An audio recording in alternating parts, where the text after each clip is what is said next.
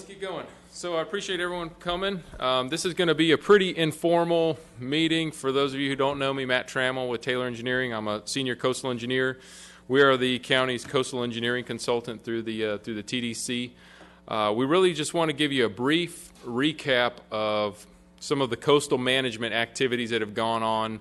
And when I say coastal management, I don't want to confuse that with ordinances and codes and how you typically have seen coastal management meetings. This is really beach management in the sense of restoration and protection of the shoreline and the resources that are out there. So while we are very concerned with the general management, our particular focus is on protecting the sand and the dune resources. So just jumping forward, for those of you who don't have the history, why is coastal management important to Walton County? We've been extremely fortunate the last few years, 10 years really. We haven't had any of these big storm events, but there was a time around 10 years ago where we were not in this same situation. We were recovering from not only Hurricane Opal and those major storm events from long ago, but also the 04 and 05 seasons were just completely devastating. And then I'll show you some slides here. I think most of these were taken during Opal and Hurricane Dennis. With the high bluffs, the big dunes in Walton County, it doesn't take much for that storm surge to come up, start chipping away at the bottom of the dunes, and then you get what's known as dune sloughing or fall off, and it can be disastrous from there. A lot of the homes now are pile supported. Not such a big issue, but ancillary structures such as pools, boardwalks, they really don't stand much of a chance when you get those higher surge and swells. And again, we've been extremely fortunate. We haven't seen a lot of that, but this is our job to help the county make sure we're prepared to not only withstand those impacts, but also should they come, we can quickly respond. So I've got a lot of photos here, and just for the record, all of this will be posted on the county's website. It may take us a few days to get it up there, but we'll make sure everyone has all of this information. But we also know that beaches recover a lot after storm events. So we have seen a lot of, healthy-looking beaches here in the last, 3, 5, 7 years. A lot of that storm or sand that was washed offshore has come back onto the shoreline. And what, one of our tools that we use is beach profiles. These are actual surveys that we run basically from landward of the dune line, basically in a southern direction, directly offshore. They survey the topography of the beach as well as the topography of the submerged lands all the way out to a negative 30, negative 40-foot depth, basically to where we're not seeing any movement of sand. This is a really good tool for us because we can quantify how much sand has been eroded from the beach. How much did we lose per the storm, and how much was lost in the dune, how much was lost in the bar formation. But starting here on the east side, over at Inlet Beach, let me pull up my slides here so I know exactly what I'm referring to. But these are all shots of pre-Hurricane Opal going into believe 2005. This was the post-Dennis, the post-Ivan and post-Dennis. And then the most recent survey data that we have, September 2013, while it is a few years old, we do feel it's somewhat representative of the existing conditions because it's been so relatively calm. But as you can see, looking all the way back to the pre-Opal condition, we've lost a tremendous amount of beach. Not only that, we've also lost a tremendous amount of dune, that dune being our last line of defense as far as storm protection goes to those upland properties. The good news is, that offshore bar, below the mean high water line, it is starting to recover. So that sand that was pushed offshore, the blue line, it's starting to migrate back. But there's just simply, whenever you have these extremely large and dynamic storms, the sand can get pushed so far offshore and so far east and west that it doesn't make it back. A good example is, in the state parks, sometimes that sand is pushed so far inland, there's dune overtopping and pushed into the dune lakes to where we don't regain that sand back either. Now, I do know the dune lakes open up and small surges come out, but we are still in a pretty large sand deficit. And when we talk about storm protection is clearly correlated with the amount of sand on your beach. So just clearly showing, we have some issues out there that, the dunes are not nearly as wide, not nearly as large, nor is the beach.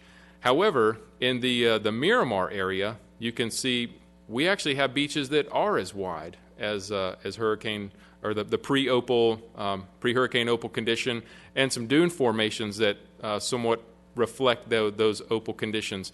The difference is here is we artificially mitigated for that sand loss through a beach restoration project. So that sand deficit was artificially replaced by the addition of dredging that material from offshore and putting it onshore. So we've been working in Walton County for quite some time. Our first involvement was actually right after Hurricane Opal. The Department of Environmental Protection had hired us to come along and do some post-storm assessments. We did a pretty large-scale beach management feasibility study for the county. This assessed the existing structures that were on the beach, how vulnerable are those structures, what would the impacts associated with the 25, 50, 100-year storm event be. And pretty surprisingly, for a 20-year storm event, that's, the way these storm events are correlated is you have basically a 1 in 20 chance of seeing that storm that year. A 1 in 100-year event, you have a 1 in 100 chance. Please don't take it that, we're going to see that storm one every 100 years, because 2004 we saw a couple 100-year storm events in that 1 year. So, but all in all, 92% of the structures that are on the beach are vulnerable to a 50-year storm event. A 50-year storm event could be a Hurricane Dennis. So should another Hurricane Dennis come along, we really are in a pretty, somewhat dire situation, as our beaches and our dunes are pretty eroded. So that's exactly what we're here today, is talk about, what sort of alternatives and management actions do we have in the toolbox to help us better prepare for that. So in summary, our study had shown that, or we recommended the Walton Destin, well, again, some more research and data from the report. I'm going to grab this. A little too far to see. Hopefully this stays connected. So over the last 10 years or so, to 1995, about 71 feet of beach we've lost between Dune Allen and Inlet Beach. There are some beaches that have experienced over 100 feet of loss. There's some beaches that experience, 20, 30, 40 feet of loss. Some are relatively stable or minor, slightly erosive. Others are extremely erosive. But again, over in the Miramar area, we've seen quite a bit of accretion due to that artificially placed sand. Looking back further into history, to give some more background, we had recommended that the City of Destin and Walton County move forward with the beach restoration project. That was done in 2004, 2005. We'll get more to that in the next slide. But the county at the time had also moved forward with a federal feasibility study. And this was the first step for the well-known HSDR project. In the interim, we've also had a number of storms that delayed the process. Again, the 2004-2005 hurricane season. DEP had done a number of reports, post-storm reports, critical erosion reports, but at the end of the day, they all came back with generally the same conclusion, that the Walton County shoreline is erosive in an eroded state, and those upland structures are quite vulnerable. So here's a quick overview of the 2006-2007 Walton Destin project. It's about 7 miles long. A third of the project was in the Destin city limits, Okaloosa County. 2/3 was within Walton County. It went from the Walton County line on the far western side over to the Sandestin area and extended slightly into 4 Mile Village, I believe. It was an extremely successful project. We dredged the sand from the ebb shoal, near the ebb shoal of East Pass. 3 million cubic yards, a tremendous volume of sand, and it's been extremely successful. One of the reasons for that success is the size of the project. Simply, it was such a large slug of sand, such a large project area. The larger the project, the longer it tends to stay around. Just a quick summary on the HSDR project. Again, I want to make it very clear, we're not here pushing a project. We're not here trying to reopen the HSDR. The HSDR has been tabled. That's where it's going to stay. That message was loud and clear. But just to, for the sake of history, the HSDR project was a beach restoration project. The purpose of that was to mitigate for that storm-induced erosion, provide increased storm protection to those upland properties and the resources, enhance those resources, and then also provide an aesthetically pleasing beach for the county. We all know how important tourism and the recreational economy is. We also want to make sure we're not just providing storm protection, but we're enhancing the natural resource as well as the economic resource. The project was about 5 reaches. Here's a quick shot. I think you're all pretty familiar with it. It was county line to county line, basically nourishing all of county beaches with the exception of the state parks and the areas that are where the erosion was very minimal. Just a quick cross-section of what the construction template was. We were building large dunes into to the existing dune face, kind of coming off anywhere between 20 and 50 feet.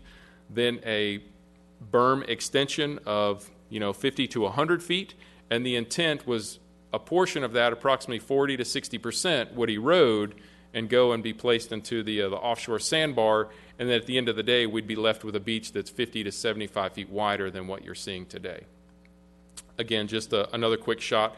Areas of Walton County that don't have those large dune bluffs, mainly the areas that are further on the western side of the county, we would actually construct a separate dune instead of tying into that existing dune bluff. We'd construct a separate dune there.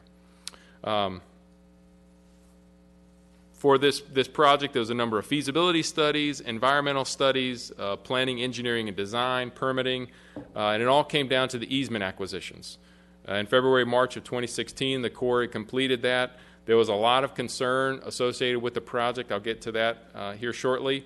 But at the end of the day, we received approximately 50% of the easements back, and of that, nearly 90% had said they were not in support of the project. So at that point in time, the county commission had a pretty clear directive that they would just go ahead and table the project. The support from the property owners clearly wasn't there, and then that's where it resides today. And again, that's where it will continue to reside. We're not by any means proposing to reopen the HSDR, reopen anything with that project.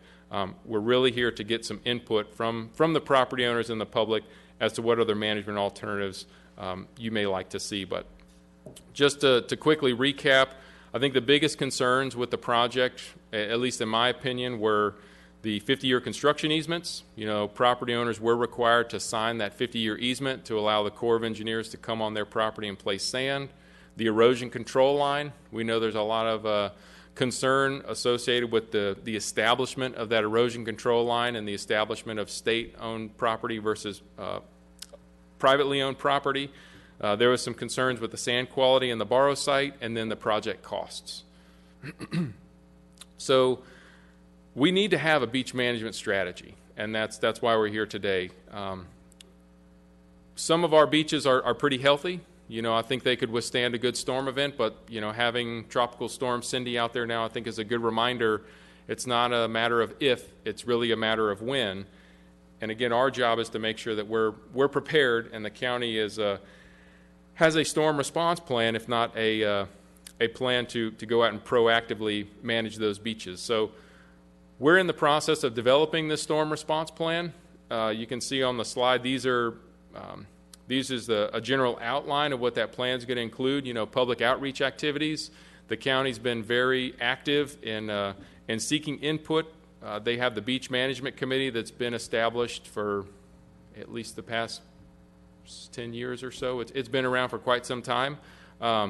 Perhaps we need to have more workshops. Perhaps we need to, open the dialogue up a little more. I think the Beach Management Committee is a perfect venue for that. But if any of you have any other ideas, I'd be glad to hear them.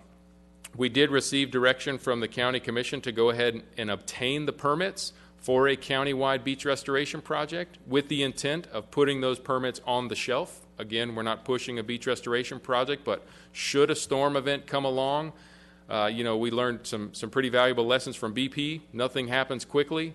It takes a lot of time to go through the federal and the state process. if we had those authorizations in place, that would allow us to more quickly expedite whatever management movement we may make, whether it be dune restoration, beach restoration, bar restoration.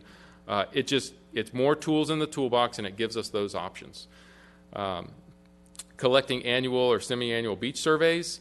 This is very important. We may see that, perhaps we're seeing more natural recovery. Perhaps we're seeing more erosion on the beach, but going out and actually surveying the beach every couple years is probably not a bad idea, so we're actually making those management decisions based on data and not assumptions. And then we kind of outline some pre- and post-storm activities. Brian and his group do a great job of documenting all the infrastructure on the beach, the county parks, pre- and post-storm, but perhaps there's some additional activities that we can be doing to target, which beaches are getting hit worst, to try and see which beaches may need the most help after the storm. Just to kind of recap what the Corps of Engineers had done, they looked through a number of alternatives. As a part of that feasibility study, they're all about economics. Is it more economical for us to do this large-scale beach restoration project, or is it more economical for us to build seawalls or do smaller dune restoration projects? The prescription and the answer is going to be different at every property. You have a property that's extremely vulnerable. They have very little dune in front of their home. They may need a full-blown beach restoration project, whereas someone that's much further back, not quite as susceptible to storm erosion, storm events, they may need nothing. And the do-nothing alternative is chosen there. But this was everything that the Corps of Engineers had looked at, various dune restoration templates, structures. They looked at buying out coastal properties and just exercising land acquisition and coastal retreat. But all of those were found to be cost prohibitive. The benefit-cost ratio was found to be negative, and they were abandoned. And then the Corps also considered no action. If we were to do nothing, what would happen if we didn't see a major storm event, or what would happen if we did? And they quantified those impacts and the economic losses of those structures being damaged. So I kind of wanted to throw it out to you, and here in the next few slides we'll get into really just some open discussion. Again, I have no agenda of what I'm proposing. I'd really like to hear from y'all. But here's kind of, I've outlined some potential options. We have locally sponsored beach restoration projects. This could be funded through the TDC or MSBUs. I know that's a highly unattractive option. No one likes an additional tax. An MSBU is a multiple service benefit unit. But this still is going to require an erosion control line. And I know that's a very unattractive option for a lot of property owners. Any fill that we do on the beach, not a dune restoration project, but a beach restoration project, anywhere where we're actually extending the beach into state waters, is going to require an erosion control line. That is a state issue. Whether the county funds the project fully, whether the federal government funds the project, it doesn't matter. We're still going to have to record that ECL. So just something for you all to keep in mind. Just small-scale dune restoration projects. This is simply a lot of local communities have done this themselves. Alice Beach had done a pretty large one. I think the most recent one was the Retreat about 4 or 5 years ago. This is really a truck haul project where they bring in upland mine sand, they truck it out to the beach and artificially build a dune. So we're not manipulating the beach, we're just manipulating the dune system. We're giving that back-end storm protection. They do provide some storm protection, but it's extremely expensive. And how will we get those trucks onto the beach, crossing private property? The Retreat project had some issues with the amount of vehicular traffic that was on the beach, rutting. How can we assure the sand quality is going to be the same as the natural beach? And do we have enough sand availability? If we were to do a county-wide dune restoration project, we're still talking about a tremendous amount of sand, possibly on the order of 1 million cubic yards. I don't know if there's any upland sand mine that has that volume of sand. So there's just some of the challenges that may be associated with that. And then this one, the last alternative is just simply passive beach and dune management. Let's keep people off the dunes. We know their value. We know how important those areas are. The county's done a great job in that. but also just more sea oat planting, more dune walkovers, more public access information, more educational signage. We're not going to get much benefit from that, but it's a relatively inexpensive option, and it is a step in the right direction. And then I guess finally here, structures. We have a lot of seawalls that are on county shorelines. These were constructed primarily after Hurricane Dennis using emergency authorizations. When your home's falling in the water, you don't have many options. That was the issue faced with a lot of homeowners at the time. But since that time, the county has changed some of the codes and ordinances in regards to these structures, as have the state, the DEP. They likely will be very difficult to permit and then very difficult to construct. They are expensive structures. One of the biggest issues is, while they do provide storm protection, they don't provide a benefit to the beach system. As soon as the storm surge comes up, the waves come up, they reflect off of those walls, and they can actually induce further erosion to the beach system. So while the seawall does protect the upland property, you may end up digging yourself a hole by having the additional erosion and the scour that's going to happen in front of that seawall. So just to recap, we kind of had an option A. This was the HSDR project. We all know the history of the HSDR. Again, we're not trying to open that project up. We're not trying to move that one forward, but we need to have a plan B. As the HSDR project has been tabled, we need to have an alternative. What do local property owners would like to see the county doing to help supplement their coastal management? Perhaps this is an option that I didn't throw out there that Lisa and I have discussed. A lot of property owners just prefer to manage their own property themselves, and that could very well be a good option. But again, just wanted to prime the discussion, and then I've got some shots of some beach restoration projects there. But that's it for the presentation. And Brian or Jay, if y'all have any additional information, throw it out. But I really just like to see if we can have kind of an informal discussion. Yeah. What would, say, 50 to 100 feet of a beach renourishment project cost? Like, so say the upland landowner says, we need to do this project, but I'm willing to give up, any of my own rights. I'll just pay for my section myself. Mm-hmm. Is that something where they could parse out their own responsibility? We've looked during the HSDR project. We had come across some similar questions. We had looked at coming in and doing just a dune and small beach project. Maybe this will help. So there's your traditional beach template. You have a dune, an extension to the beach berm, extending out into the water. And you can see the ECL, that dotted vertical line, that is the line that would be established by the state, to where any sand filled beyond that is to be state property, and any sand landward of that would remain the upland property owner. We had looked at, well, what if we just did a beach and dune restoration project that stopped at the mean high water line? So we elevated the existing beach and we just built a dune. The Corps of Engineers didn't have any will to participate in such a project because we weren't getting enough storm protection benefits. Again, their focus is solely economics. If we're not protecting the upland structures sufficiently, then they didn't see it as a viable alternative. We had said, well, what if the county was going to proceed with a similar project?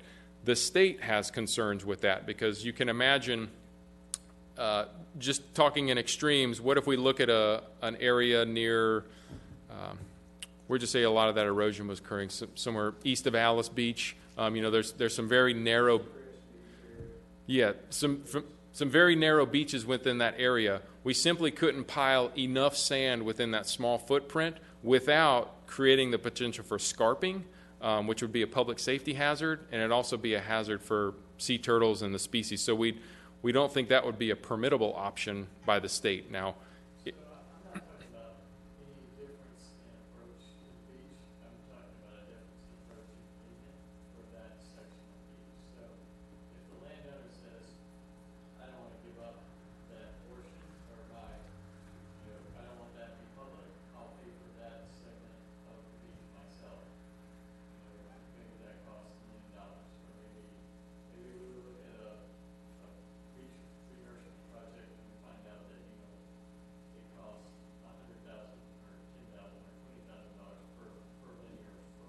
Mm-hmm. down the beach. Do we have any numbers like that? It would open up the possibility of a private entity. I think the one disconnect is that, you know, you still don't get around that ECL issue, which is the public-private thing. It's not related to the dollars. It's related to the placing of sand within what the state considers sovereign land that's, you know, seaward of the existing high water. So regardless, that ECL issue is still remaining, even if the project was very short in length. And what Matt said about whether that's permittable is that the state might not permit you to do a project that's that short because there's no, you know, it's not going to be a sustainable project. I thought it would be the same thing that I'm just talking about, you know. Talking about that with the private property, repairs this portion of the nourishment is directly seated in front of their property. Right, Right. but he's saying that because that would extend out into government. Right. You still have the same issues, yeah. And I believe the HSDR project that was originally proposed was to be paid 100% by the Corps of Engineers, the state, and the TDC. There was no money required from the upland property owners. But again, and I don't mean to keep harping on this, but it was very well received that the ECL was a major issue, that property lines issue. And I think that's going to be our challenge with any beach restoration project that we may push forward. So, okay, to then go for the opposite, this very pessimistic approach. Let's say it ends up like it was in Destin, where people said, we don't want it, please do that to us. You know, our houses are washing away. So let's say they don't change their minds until their houses are washing away. What kind of turnaround time would you be looking at? Like 2 years? Well, that's the benefit of having the permits, and these permits take a year to obtain. So they're not easy. It's a lot of studies, a lot of environmental assessments and analysis that need to go in just to obtaining the permits. If we did have the permits, and if we did have, again, you know, talking doomsday scenarios, if we did have a storm that basically wiped out the beach and took out the beach and the dune system, that would allow, in theory, the county to come forward and replace all of that with whatever sand source we so chose. But without having that permit authorization and then the storm coming in, we're looking at the storm coming in and then another year and a half after that. And in my experience, nothing happens quickly after a storm. If you get that permit, you need the agreement of the land. To do the construction, yes. To have the permit, that is something that the county could push forward, but I don't think the county would ever move forward a project without having the approval of those landowners. We would need construction easements. You would need permission to enter their property and do that restoration. But to even get the permits, you would need the permission. Or is the county just not going to push forward with the permits? Would that be okay? The county has stated at previous commission meetings that they're okay with receiving the permits, but they are not pushing forward any project, and the sole intention of having those permits is for emergency response. The permits will basically go and sit on the shelf and collect dust until such time that the property owners come to them and say, we would like a project, whatever that may be. So, Lisa? Can you address how long the permits are good for? Yeah, so the permits that we're seeking are 10-year authorizations, 15-year authorizations. So those would be, you know, if we went ahead and did the analysis now, we could basically have those on the shelf for that period of time, and then we could extend them as we so chose. But again, these would be for a county-wide beach restoration project, but you don't have to do the whole project. Having the county-wide assessment basically means that all of the environmental assessment, all of the engineering has been done. So should the community come together and say, we want that full project, you can do that. But if you want just this portion of the community, just the east side or just the west side, or maybe you just want the dune portion, the good news is the assessment, the analysis has already been done, and that authorization exists so the county can more quickly respond. That was the sole intention. Lisa, do you have something? Well, Mhm. But, you know, there were also a lot of concerns about the sand. Yep. Yeah, I learned more about sand from Brenda Reeks than I ever did before. Well, we were in the customer use committee, but our sand is uniquely soft, fine, beautiful sand. Mhm. And we're never gonna get that out of miles out in the Gulf because it doesn't come from the runoff from the Appalachian Mountains and all that good stuff. So there, you know, there was more than just the factors about DCL, but that's probably the largest one. And I know I've heard a lot of the beachfront owners express interest in being able to fund their own projects. Mhm. Now, to the point about DCL, nobody's going to fund it into the sovereign waters if that's gonna force an ECL. We, you know, effectively, what we would all want to do is have a dune restoration project that can go to whatever point that we're not obligated to ECLs. And I realize that's not foolproof, it's not the same protection as going out 70 or 100 feet, Mhm. but it's a lot better than no protection. And, you know, just the things like sand fencing, CO planting, all that kind of stuff that most of us have done on our own has done a lot for our individual beaches. I mean, I agree. Yeah. you know, and I did not have a seawall built because I didn't own a house that was applicable at the time. I own a house now that has a seawall, and we have a 43-foot elevation. It's, while I understand the undesirable effects that are attributed to seawalls on the one hand, it's really more like a retaining wall for somebody that's at those kind of elevations, because you don't have, I mean, otherwise you'd be sloughing off sand if you've got a 43-foot cliff, you're gonna be sloughing off sand for many feet inland before it stabilizes. That's right. And, you know, I don't know, I'm torn about the whole seawall thing, because the biggest thing I'd ever heard, now, you mentioned some things that are different about the water hitting the wall and then basically eroding lower. But the sea turtle habitat, I mean, turtles can't nest on a cliff. So I've always been a little confused about how somehow the fact that somebody puts a seawall to retain a wall, you know, at a cliff is taking turtle habitat. But I a whole other subject, I'm sure. Yeah, if I can, I don't want to get into that one, and I want to be real clear. We're the coastal engineers. The environmental assessments that's done by Fish and Wildlife and FWC, no comment. So, But what do you think about people, you know, what if we just collectively, beachfront owners collectively funded dune restoration that did not go to the forward extent of going into the water?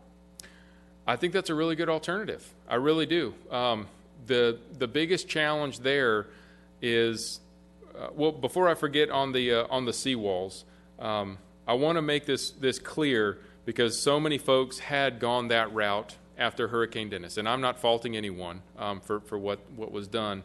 It was an emergency situation. If your house is falling in the Gulf, you got to do what you got to do. I understand that. The county at the time didn't have the codes and the ordinances that they do on the books now.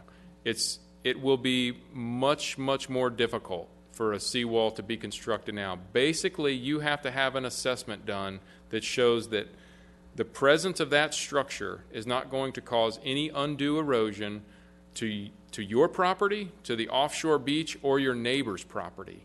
That's going to be extremely difficult to show, in my opinion, unless that seawall is basically buried with a dune. Now, if the seawall is installed and there's a 30-foot, 40-foot dune in front of it, yeah, I think you could make that argument. But I just want everyone to know, let's not bank on that, because it could be a very difficult thing to do. The dune restoration, yeah, absolutely. A county-wide dune restoration project, I think, is a good alternative. The biggest issues in my mind, the habitat. We are restoring habitat. We will utilize, high-quality sand, and it will be vegetated and sand fenced after the fact. But it's going to be about a year-long permitting challenge for the beach mice, for sea turtles, for the plovers and all the birds that forage at the toe of the dune. It can be done, but it's just going to take some time.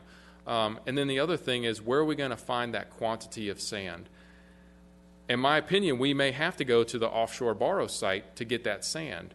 If we could find a sand mine to pull that material from, we're looking at $30 a cubic yard and a finite amount of material. Trucking all of that, plus the impacts to the roads. Imagine thousands of trucks moving up and down 30A. Not only 30A, but also the beach. It would tear up those accesses. It would tear up the beach. If you could dredge the material from the offshore borrow site and pump it up and then vegetate that material, would the sand quality concerns be lessened? And that's just a rhetorical question, just something for us to think about. But yeah, I think it's certainly doable. It does provide a large benefit, but with everything there's challenges. So, but if that's something that, like they say, a good compromise is where neither party is very happy. If that's the compromise that's reached, I think that's a good thing. So, and it gives us more storm protection. Anything with more storm protection is going to make me happy. Yes, sir. This is not only private property, also county property you're talking about too. Yes. And just while I'm on the subject, look at on Old 98. Brian, help me out. What is the county park over there with the restroom where we've done a dune restoration project years? Miramar Beach. Yeah, that is a good example of a county-sponsored dune restoration. My neighbors have put in geotubes for our fortification activities.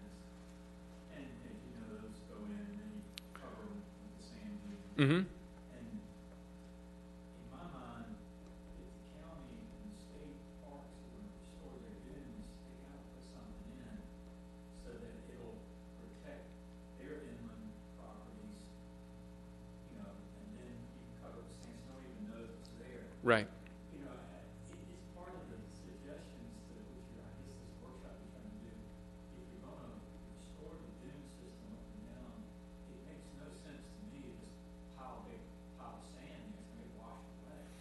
Mm-hmm. Why not put something in it that's going to at least protect your upland property and be much easier so that the geotube system, I don't sell geotubes. I'm just saying with the system, something like that, it won't wash away and it won't have the same effect as the wall. Right. It has as a stack. Mm-hmm. It'll have more of a slope. And then so that we're not having to pay every time the storm comes in to replace that whole dune. I mean, to me, it would be one of the things we should do is the county should say, all right, when we restore dune, let's put some system that we all agree would work for the lowest impact on the environment. And then when we do have a storm, it's just throw a few feet of sand on top of it and back in business instead of having to haul, 500,000 cubic feet of sand. Sure. I think that's one of the things that's got to get addressed off the bat for dune restoration, especially for county property and private people. Because I don't like paying more and more taxes just to restore dune every 10 years. Mm-hmm. I agree, and just we actually have done a number of geotube core dune projects. I think that is a good application in certain areas. Again, the issue is the state doesn't like it. FWC doesn't like it. And I'm not saying it makes sense. It's just that's the rules.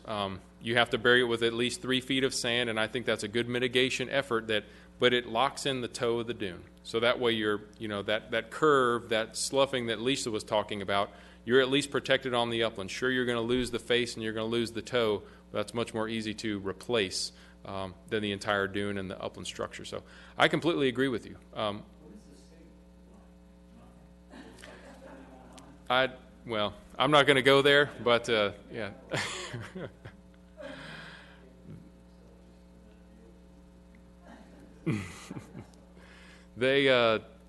They want everything as natural as can be, and they have yet to realize, I think, that the system, as much as we like to keep it natural and keep those aesthetics, it's a different system now. It's 2017, I don't walk around the club in a big booth.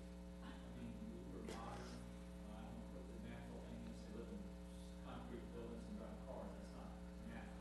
I agree. I don't understand that argument. Yeah. It's not my argument. I'm just, What I'm saying is, if you ever had an argument, say, well, you drive a car, you have a nylon, you come on, man, we're not walking around clothes and stuff.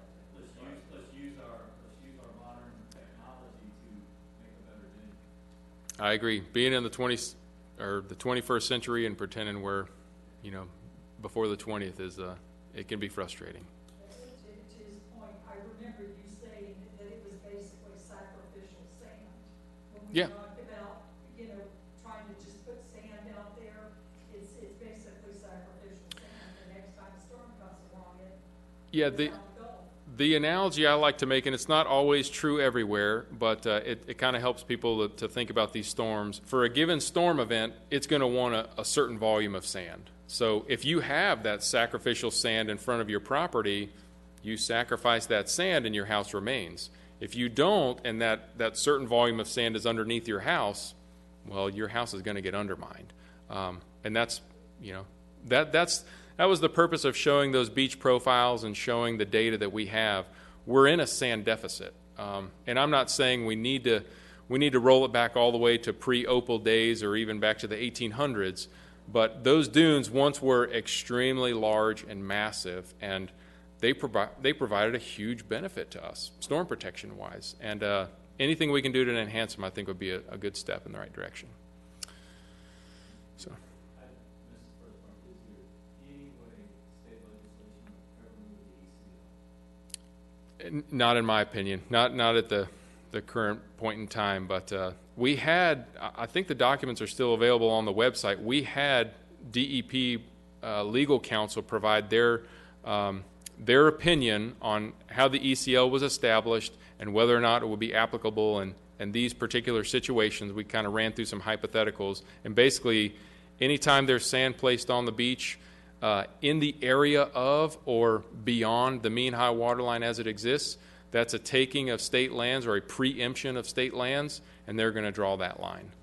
So, but a dune project is not the same. Now, a dune that extends 100 feet, yeah, you could make that argument, but I think it would be, well, we could have a pretty strong argument to make against the ECL for a dune-only project.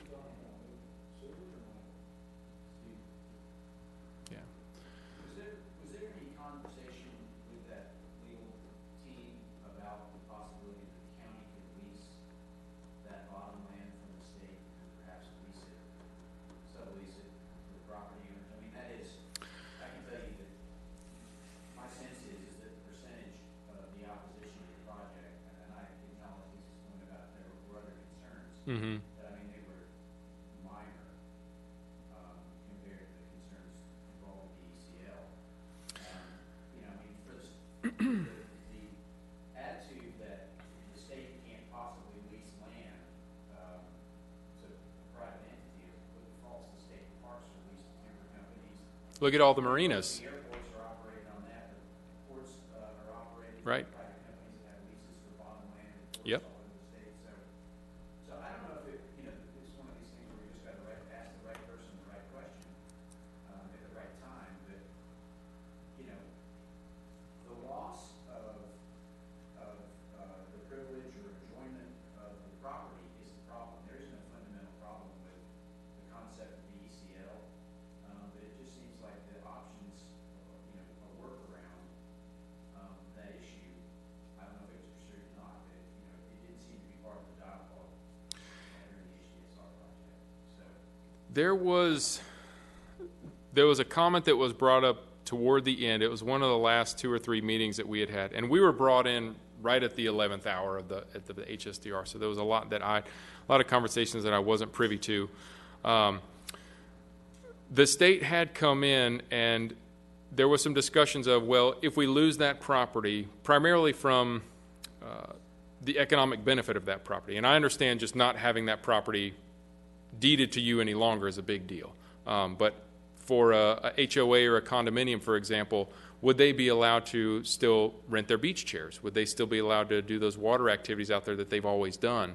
The state had responded, yes, you would, and there wouldn't be a lease required.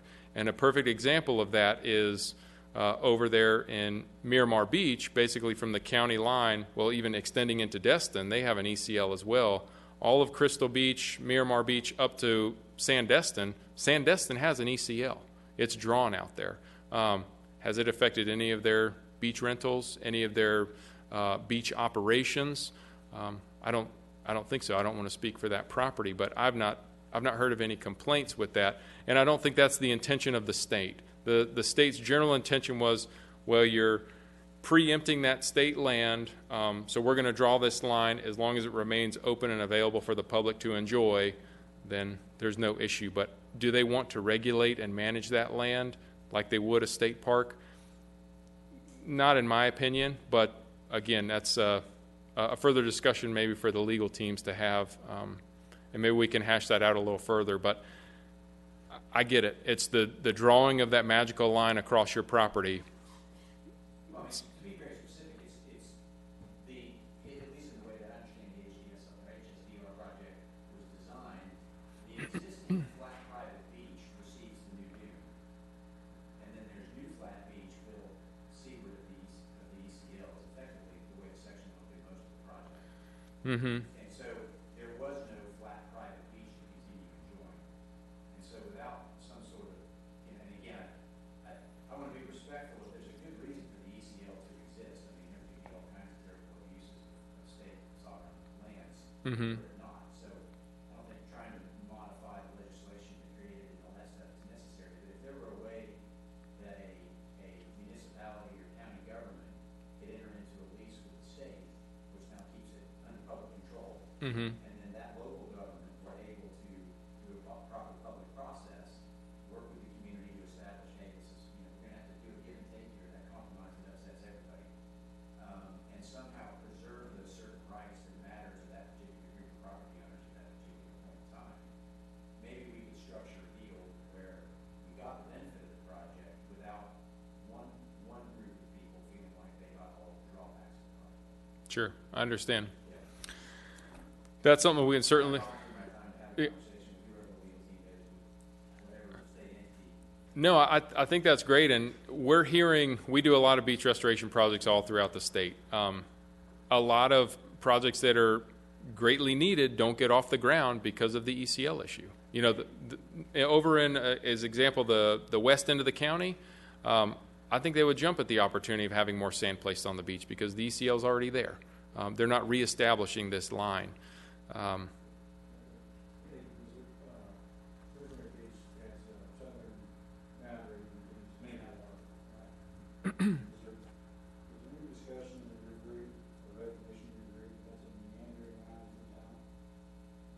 yeah, we recognize it. I mean, we fully understand the DCL. I mean, most of the time it's a pointed space, not on the sand. And floating out there above the sandstone location. You know, we're talking about that when I walked in. So we totally understand that. But if you go back 100 years, you know, the deeds that exist and the plats that were submitted to the county, I'm going to go through the whole customer use thing that was discussed a lot during that. You know, you go back enough in time, and we're talking about flat sand beach that appear to be part of a property. And I'll just use some, I'm not talking about Rosemary, but an individual property owner, the Jacksons, who live at the property immediately east of Rosemary Beach, right there in Winston Lane. Within their lifetime, they claim, and I have no reason not to believe it, that they have watched up to 100 feet of their private property disappear, a portion of which is now flat sand. And this is the dune itself up in their backyard, essentially. And, you know, so if the state, you know, the establishment of ECL, again, I recognize there's it's a lot bigger than just this type of project. But if the state were to realize, I mean, this is double sort of odd standard where we're doing the project to protect the upland owner, and then the upland owner says, well, wait a minute, I don't like how you're doing the project. It's like, no, we're doing this in the community's best interest. And then the argument kind of keeps morphing until we have to show down what we had. It's private ownership of the project. It just seems to me that when we keep coming back to the establishment of the ECL and what I wasn't there, wasn't involved in the conversation, the assumption that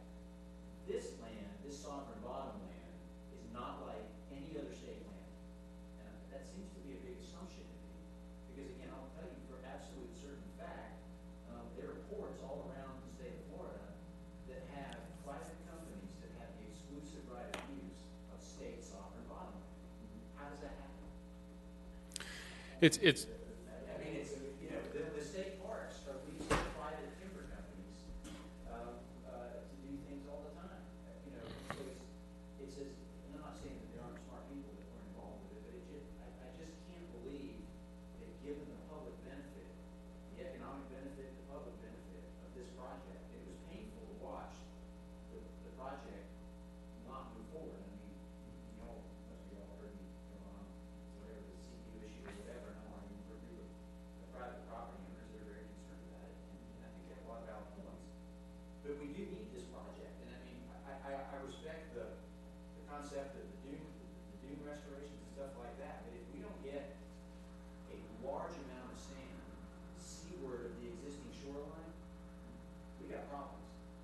And the only other long-term option is retreat. I know that one is deemed to be not feasible, but I don't want to be the one buying up, Walton, all those coastal properties. yeah.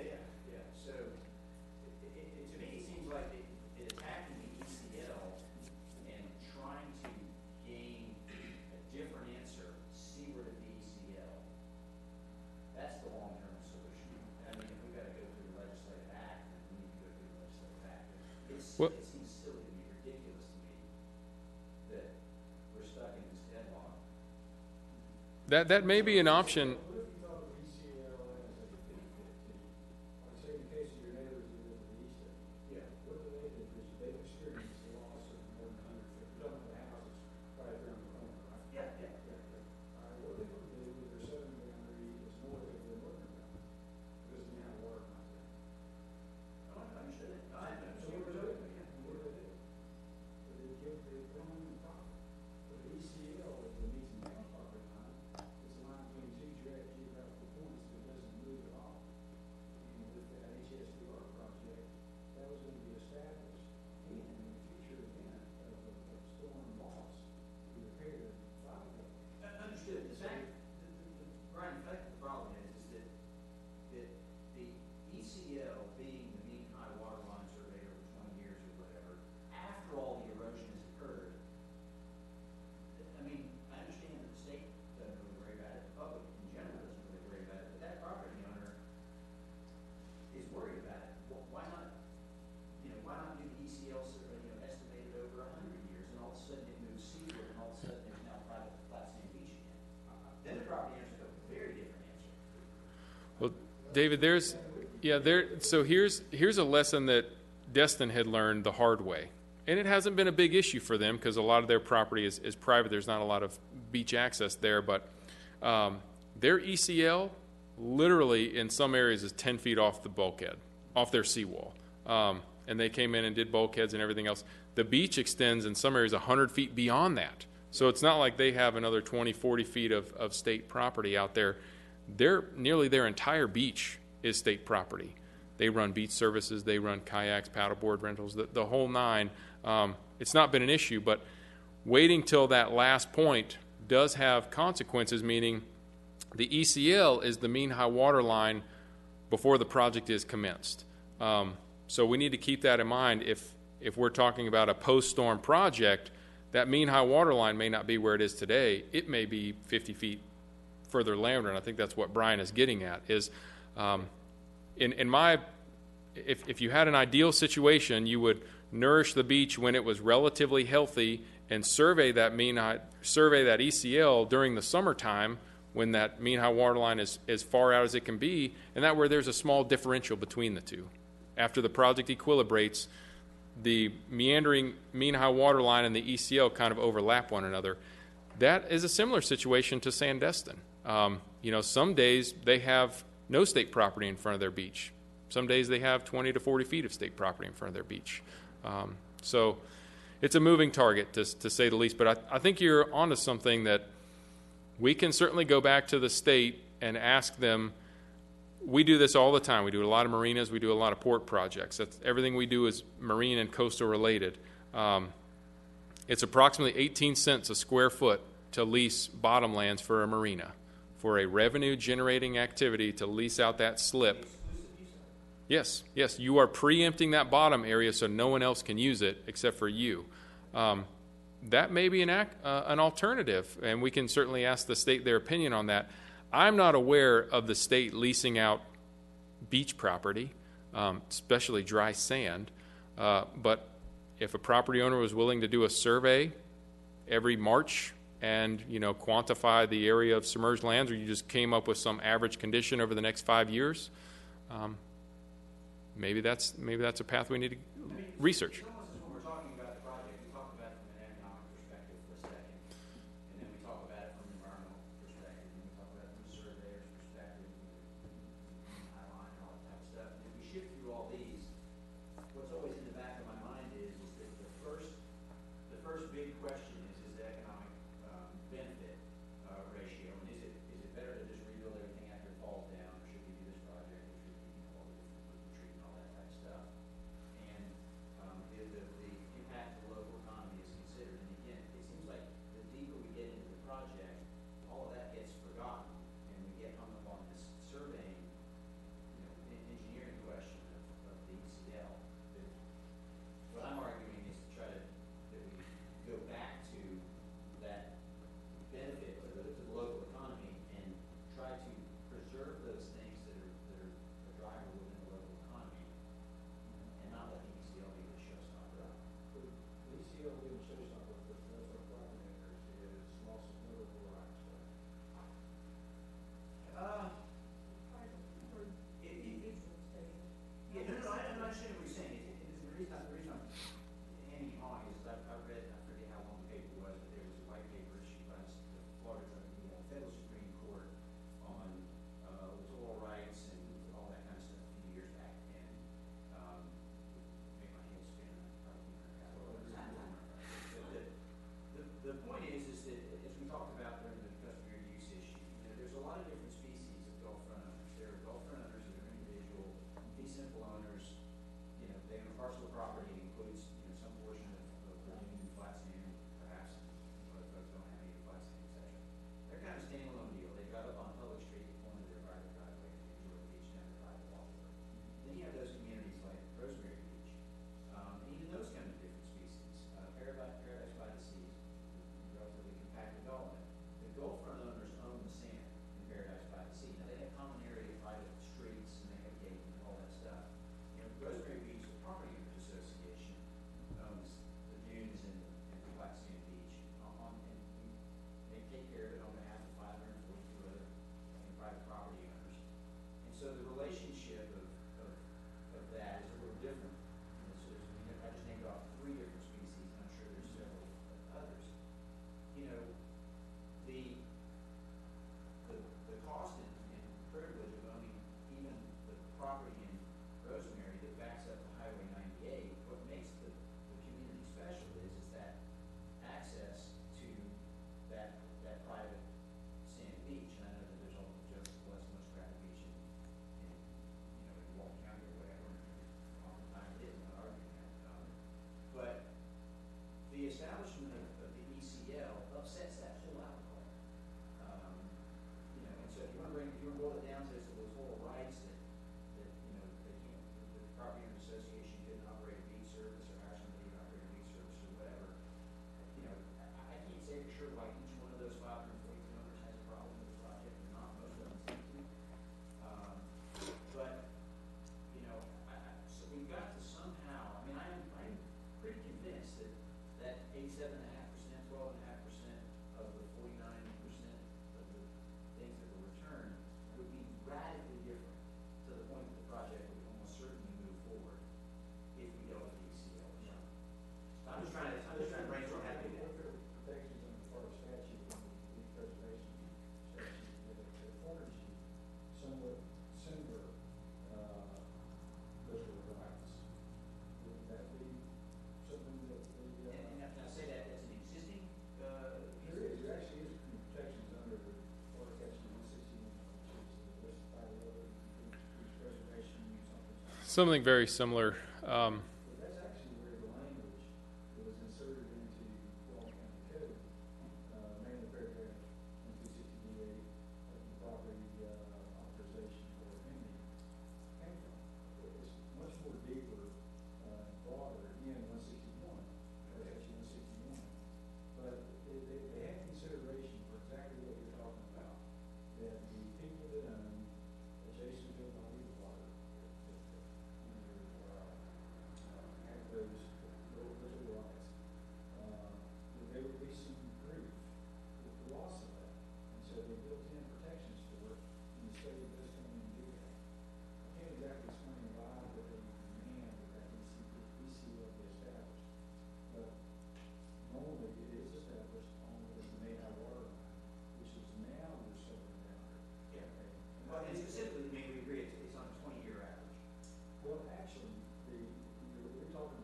is the, moon, base type of phase, okay? And so the modifier that adjusts the mean high water line vertical measure, okay, mean high water line is a vertical measure, that's what it's on.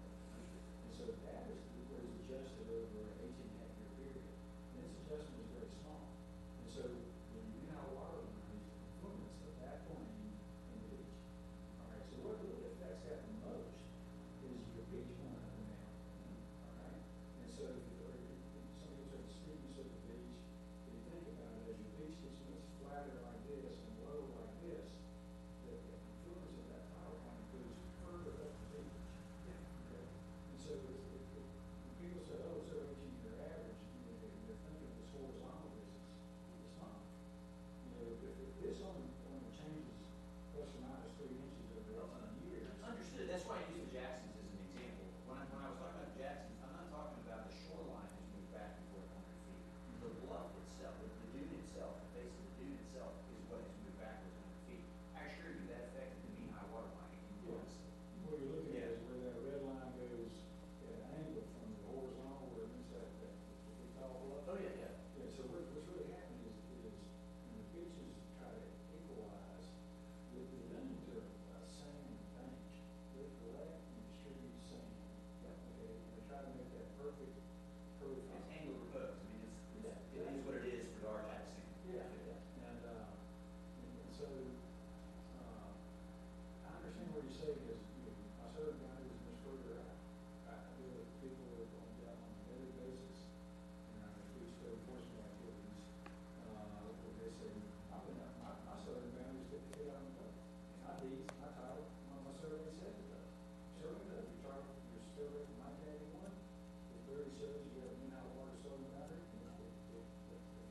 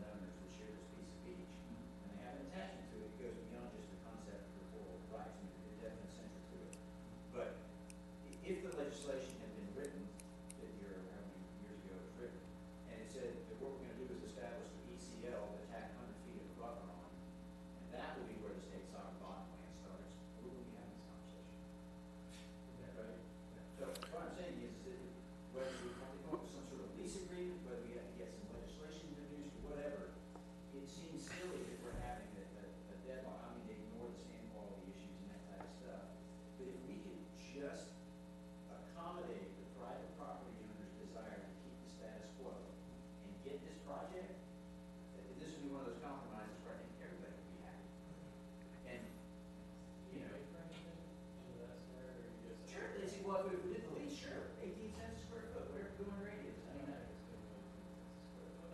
Yeah. yeah, the square feet, that's up to a lot of money pretty quick, I would have that. But the point being is that I don't think there's an aversion to the private property owners who benefit to it paying for it. I mean, I'm not private citizens money, but I don't think that's a showstopper. I don't think that the sand quality is a showstopper. I mean, look at the photographs of what it looked like after a storm. You didn't see that white powdery sand from years after. I'm glad you acknowledged that. Well, how about, can we go to the state, because they were very open and in dealing with us with the HSDR project. They were the ones who prepared that white paper on the establishment of the ECL, what it really means.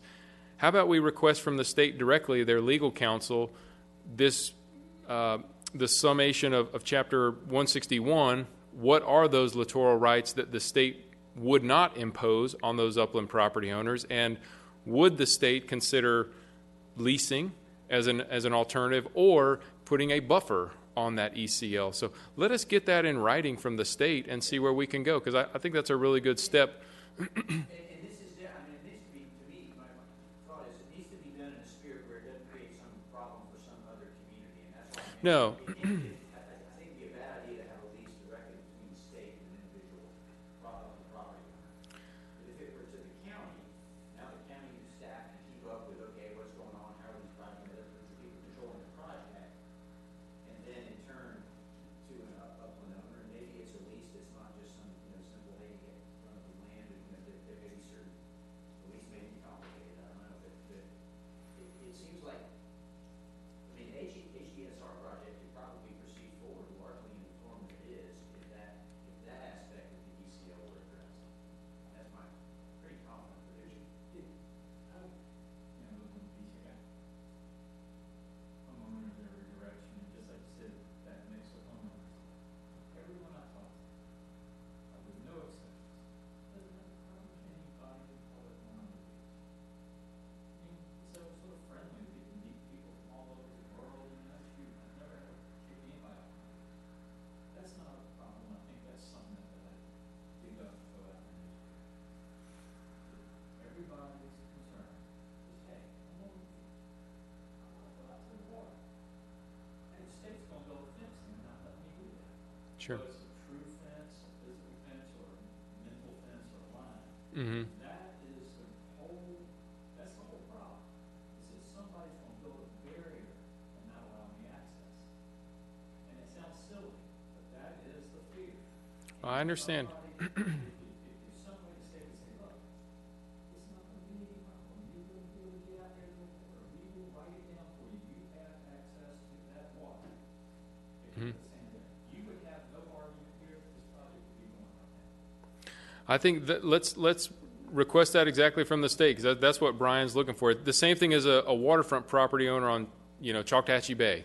I can't go in there and build something in front of his property. He has riparian rights to those waters. They're still waters of the state, but I cannot go do anything unless I get approval from his riparian rights, right, and I get approval from the state. So let us get that in writing from the state, and let's see where we go. I like this idea. Any problem if that right is established. Yeah.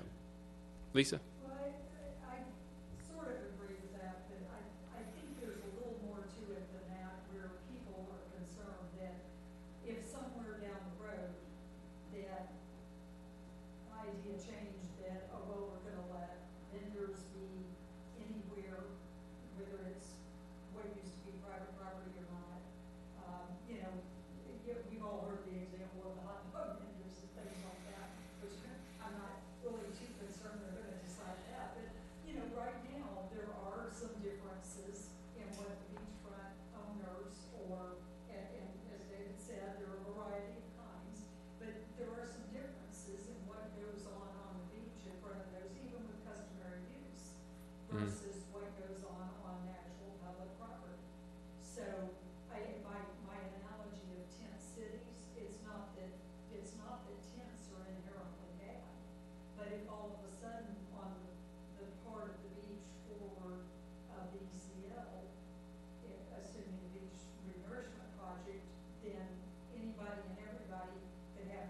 then you could literally have, this section that doesn't have much on it, and then boom, there's tents wall to wall right in front of it.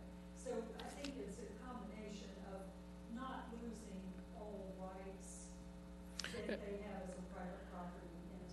And assuring there's certain management and controls in place to avoid that situation. Most of your HOAs, tell how your beach can be used. Sure. So if they would just extend the HOA rules out in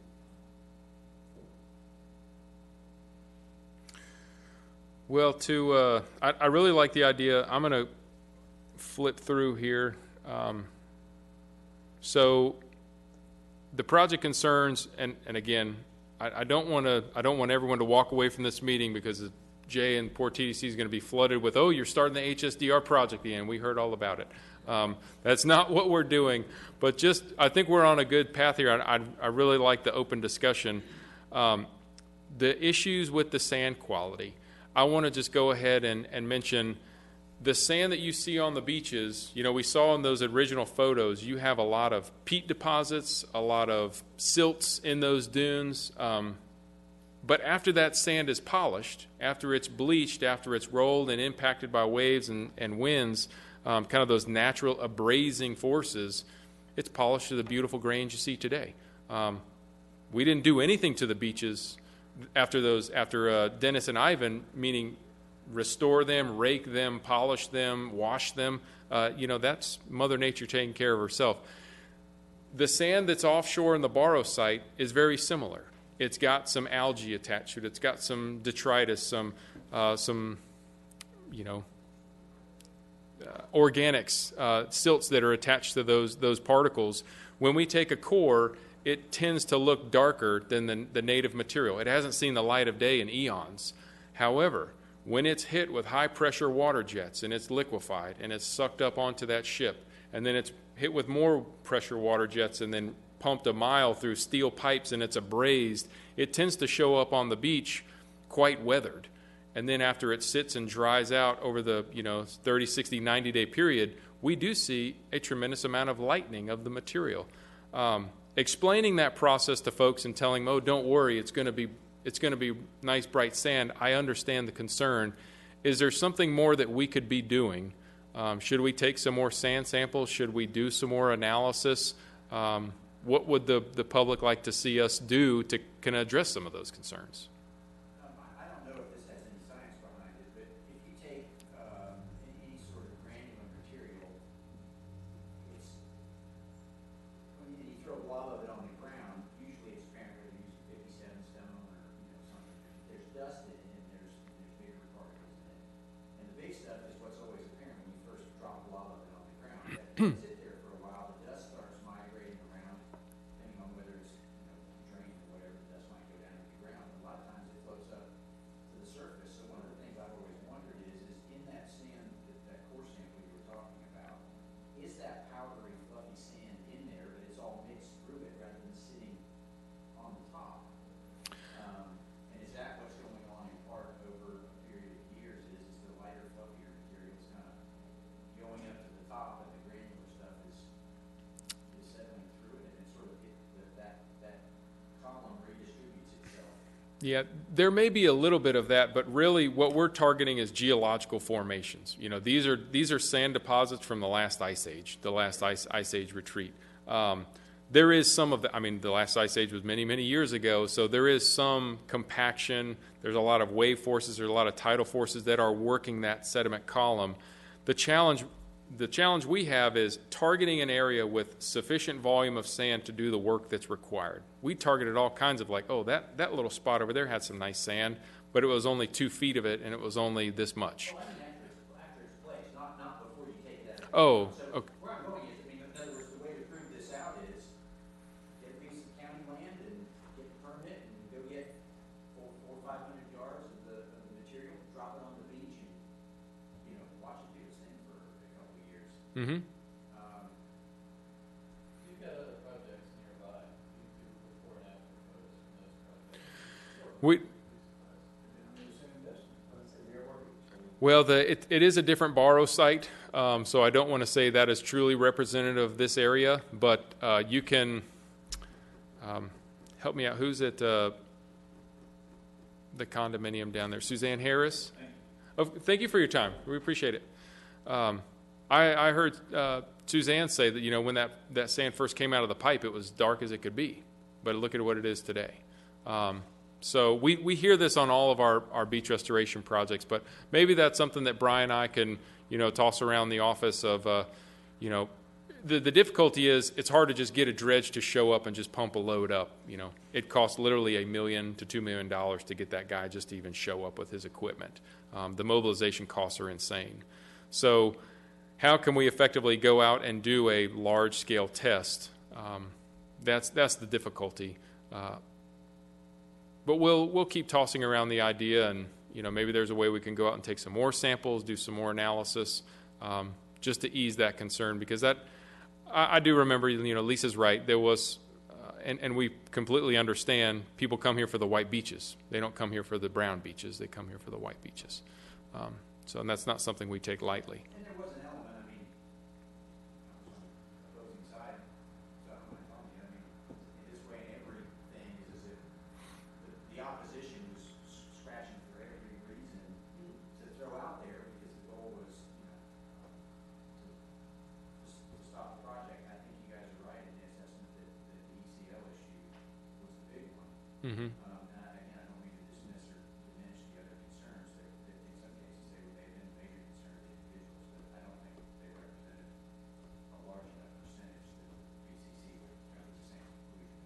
I wonder if we do the same conclusion with your houses, then you know the very similar. Well, and this is again why I mentioned the Gulfront property owner, that they have one parcel that they're all on their lonesome. Absolutely, most of them are gonna have the idea, unless they're wealthy enough that they go, I got another house in town, so I'll go to that one this year or whatever. So, but in Rosemary, there's 20-some odd property owners on the front row. Right. They'll all be upset. Hey, we gotta do something about this. Right. That leaves 520 others who are gonna say, feel bad for you, brother. But I don't want that beach to change, I don't want that ACL. Right. They- It's gonna take a long time before you get to Highway 98 in the last 20 or 30 years in Rosemary. Say, oh, I need a project. And that's why. Yeah. Yeah. And so I'm just, I'm not trying, be, I just, like to think of things in common sense wise. I know. Yeah. Much to say that at all. I do understand the economic benefits and detriments of doing it and not doing it, and as well as the individual. Right, you mentioned, you live on the bay, and I had this experience over in Bible in Pensacola. And my neighbor's house was up for sale, and when they looked out the window, and there were multiple people standing on my dock. Yeah. Wow, that's interesting. I wonder what they're doing out there. Maybe they do. I mean, you put yourself, if you walk out in your backyard one day, all kinds of people hanging out with big tent and kegger and all that type of stuff, you gotta admit, you probably would be shocked and wondering what they do. I agree with you. Yeah, so, We have duck hunters come up. yeah. And they have every right to do it. We have people who fish, Yeah. cast their food right on the dock. And they have every right to do it. Unfortunately, well, Do I like people catching my redfish? Certainly not. Do I expect it? Certainly do. Yeah. They want that. And they're easy to catch. So, and once again, I think Lisa has explained it very well. I know another gentleman here that has left, I had certain expectations when I moved to the beach that I knew the people who use this beach. And I do expect them to behave in a certain manner.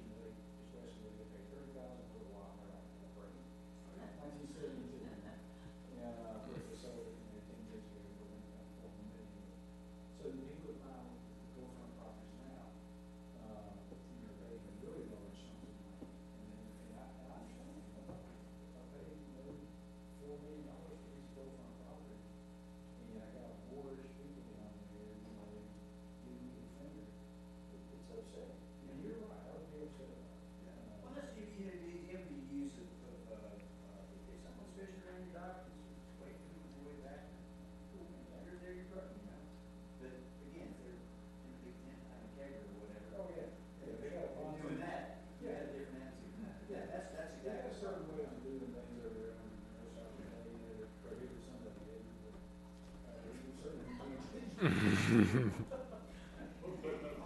though, that the customary use ordinance helps prohibit some of that with the tent sizes and the, erratic behavior and that kind of stuff. Yeah, and when I mentioned the customer use ordinance, I need to distract us. I mean, just say it as simply as I can. This is my individual opinion. I'm not representing the Northern Beach Property Owners Association.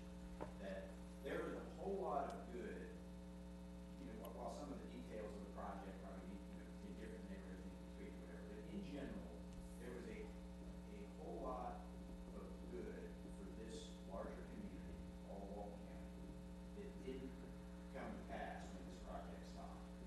And I know we're not talking about restarting the project, but, I think that this slide where it captures, the concerns that stopped the project, I think going back and examining those reasons very, very closely and seeing if there is a way to eliminate or minimize those obstacles for a future project, I think that's very, very important. And that's exactly why we're here. Well, I think, Lisa, I'm going to kind of wrap up here. Did you have anything to say on the sand quality? We had addressed it. It was an issue, and we were talking about other options or alternatives we may have to help alleviate the concerns to the general public or upland owners primarily in regards to the sand quality, possibly taking more sand samples, doing some more analysis on potential bleaching, washing, that sort of thing. Can anything off the top of your head? And you can always email me anytime you want. Don't want to put you on the spot. But. No, it doesn't put me on the spot. I think that having core samples is a good idea. And if I recall correctly, weren't there only like 20 core samples for miles and like acres underground? They were on 1,000-foot spacing, which in customary or professional terms, that's sufficient. We had talked about taking additional samples, but the issue was those samples were taken by an individual, a geologist out of Louisiana, and he passed, and everything in his lab was destroyed. So they were more, I think, 12, 14 years old now at this point. We didn't have them on hand, so that was the whole. Well, and they were pretty oil spill and all Right. kinds of stuff anyway. So Yeah. I think no matter what, you'd have to revisit the whole core sampling. Mm-hmm. But, the unfortunate thing, or fortunate thing for the Destin folks, is we're never again going to get to use Destin Pass. Or that kind of sand, it was so close in, because the reason they got such good quality sand is it was the same sand that's washed down, all these thousands or millions or however many years it's been doing it. It just had drifted down to Mm-hmm. that point and could be used for the project. And as I understand it, we're never gonna have that opportunity again to Yeah. use sand that's that close to shore. Well, and I want to make clear, it is the same sand. It all has come from the same geological deposits. It's just the sand on the beach is extremely fresh. The sand in 20 feet of water is a little less fresh, and the sand in 40 feet of water is a little less fresh than that. It's more stagnant, has a lot of more of those organics attached to it, but it is the same sand. And the difficulty we have is we can't just go and dredge the second sandbar. We can't. The general rule of thumb is you don't want to dredge within a mile of the shoreline, because by doing that, you actually can be inducing more erosion to the system.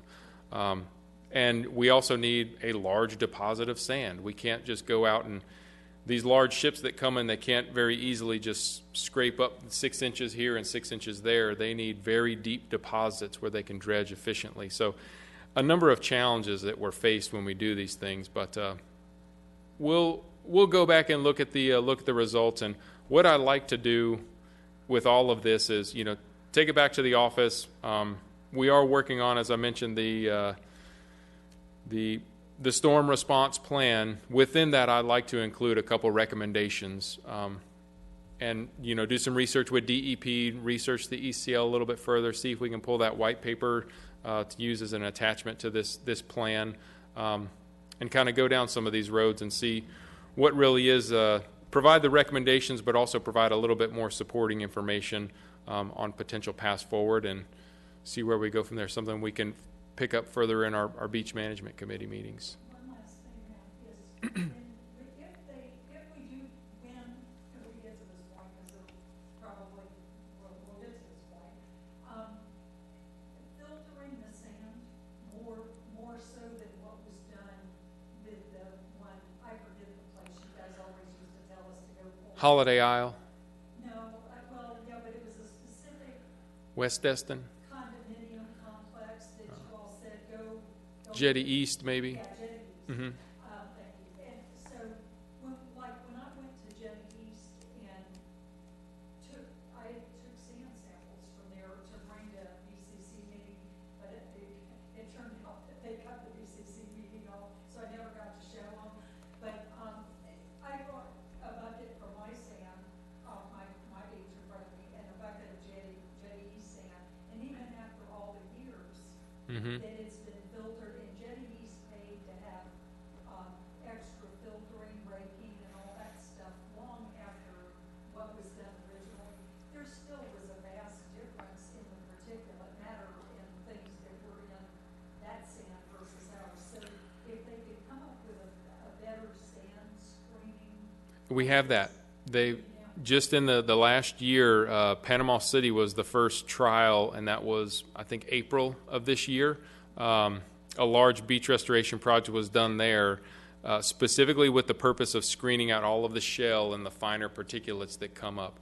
And what they had done quite successfully was a lot of these shells get broken up, and you have a series of screens, and it goes through, and it's just such a tremendous force and velocity that the shells just end up breaking up. Well, they left everything open, and then they screened it right at the very end with a series of vibrating screens and beds, and then it side discharged.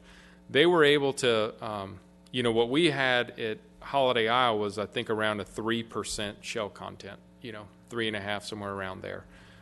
They were able to screen down below, well below a 1% shell content, and they got the shells out whole primarily. So they weren't broken up bits of shell and that sort of thing. So the technology is getting there, and we can certainly incorporate within the specifications what we would like to see for our final product. We may end up paying a little more for it, but perhaps that's worth it.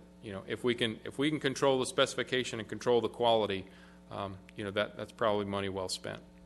So, does anybody else have anything else they'd like to add? Dottie? You're not allowed to write any articles about this, by the way. This. I remember like 10 or so years ago, some people were doing experimental beach nourishment with these things that were sort of like sand fences that would put them out in the water. Yeah, the nets. Yeah. Mm-hmm. No, the state hasn't done any experimental projects in quite some time. But that project, I think there was one area, maybe Seagrove, and then they did it by the jetties in Destin or on Eglin Air Force Base property. But it wasn't as successful as they were hoping. And you had basically what it was, they took poles and ran out cargo nets almost to slow the currents down, and the sediment would fall out of suspension. Well, they were an incredible hazard for the public, fish, turtles, anything you can imagine end up on the beach. But yeah, we're always looking. There's folks that are trying methods to dewater the beach, pump the water out of the sand to try and help it fall out of suspension faster. We're keeping our eye out for all of those. But really, Brian hit the nail on the head. We're in the sand deficit. We need sand. We've kind of taken the existing dunes and made them static. We're not allowing them to lose as much material as much as they did in the past. So really the best thing we can do is artificially replace that, dredge it and artificially replace it. But I like all these ideas, though. It's good stuff. Anybody else? Yeah, of course. And, again, we have the Beach Management Committee meeting once every 2 months. I think we got another one coming the first Tuesday next month.